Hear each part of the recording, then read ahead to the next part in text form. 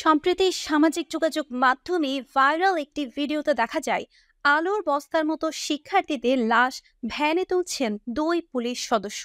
বৈষম্য বিরোধী ছাত্র আন্দোলনে 5 আগস্টের এই ঘটনার ভিডিও চিত্রটি ঢাকার আশুলিয়া থানার আশেপাশে থেকে করা হয়েছে বলে নিশ্চিত করেছে ফ্যাক্ট চেকিং প্রতিষ্ঠান রিওমল স্ক্যানার।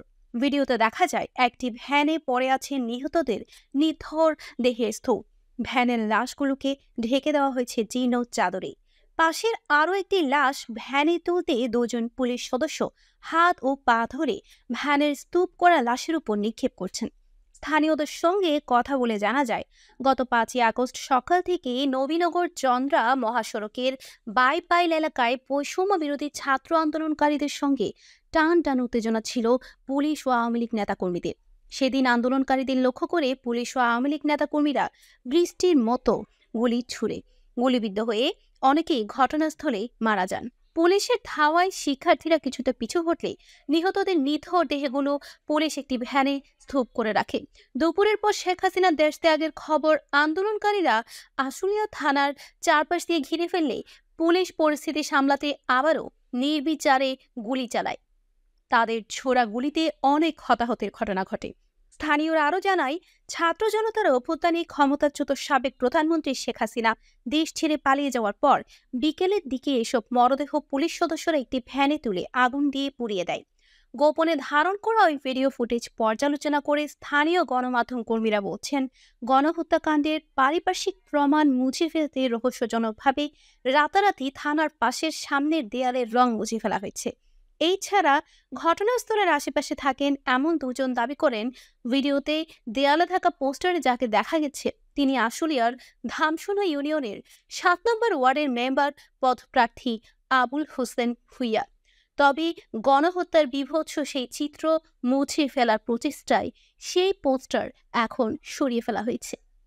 এছাড়া ভাইরাল হওয়া ভিডিওতে ভ্যানে তোলা কয়েকটি মরদেহের স্তূপের পাশে আরও কয়েকজন পুলিশকে হাঁটাহাঁটি করতে দেখা গেছে।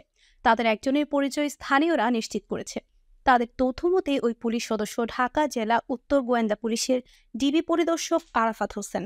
বিষয়টি প্রকাশ্যে আসার পর আত্মগোপনে চলে যান ওই পুলিশ সদস্যরা। এ বিষয়ে ঢাকা উত্তর পুলিশের ভারপ্রাপ্ত কর্মকর্তা মোহাম্মদ রিয়াজউদ্দিন আহমেদ বিপ্লব ওই পুলিশ সদস্যের পরিচয় নিশ্চিত করে বলেন, আরাফাত হোসেনের গ্রামের বাড়ি বরিশাল এলাকায়। তিনি প্রায় 2 বছর আগে ঢাকা জেলা গোয়েন্দা বিভাগে যোগ দেন। সামাজিক যোগাযোগ মাধ্যমে ভিডিওটি ভাইরাল হওয়ার পর আরাফাত মানসিকভাবে ভেঙে পড়েছেন। তিনি আরও বলেন, ঢাকা জেলা পুলিশের এসপি পদে পদোন্নতিপ্রাপ্ত আবদুল্লাহিল কাফি স্যারের নির্দেশে গত 5ই আগস্ট আমরা আশুলিয়ার দায়িত্বে ছিলাম। আল্লাহর রহমতে ওই দিন আমরা প্রাণে বেঁচে যাই, না হয় আমাদেরকেও জীবন দিতে হতো। লাশ ভেনে তোলার বিষয়ে জানতে আরাফাত হোসেনের সঙ্গে যোগাযোগের চেষ্টা করা হলে তার মুঠোফোনটি বন্ধ পাওয়া যায়। এ বিষয়ে আশুলিয়া থানার তৎকালীন ভারপ্রাপ্ত কর্মকর্তা AFM সাইদ বলেন, ভিডিওতে আমার কোনো ছবি নেই, এ বিষয়ে আমার কাছে কোনো তথ্য নেই। নাম প্রকাশ না করার শর্তে স্থানীয় একাধিক সূত্র জানায়, ওদিন পুলিশের গণহত্যার চিত্রটি এমন পর্যায়ে পৌঁছেছিল যে আন্দোলনকারীরা নিহত 2 পুলিশ সদস্য রাজু আহমেদ ও SI রফিকুল ইসলামের লাশ আশুলিয়ার ফুট ওভার ব্রিজে ঝুলিয়ে রাখেন। রিউমার স্ক্যানার জানায়, নিথর দেহে স্তূপের ভাইরাল ভিডিওটি আশুলিয়া থানা সংলগ্ন এলাকার ঘটনা।